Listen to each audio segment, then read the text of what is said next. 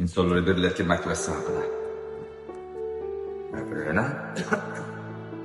Biz insonlar motivatsiyalarni yaxshi ko'ramizda. İnsonni qarshida turib olib, inson gapirish oson. Kimnidir aytasan, otangni, onangni hurmat qil, otani, onani qo'lini o'p, oyog'ini yuvib. Endi shunga o'xshagan balki biznesdan motivatsiyani yo'q, motivatsiya ham bo'lmaydi, endi bir chiroyli gaplarni insonni betiga aytish oson.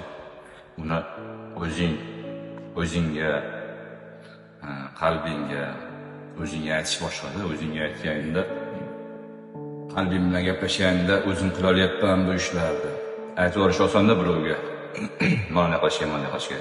O'zim borib ota-onam roziligini olyapmanmi? Qo'llarini o'pyapmanmi?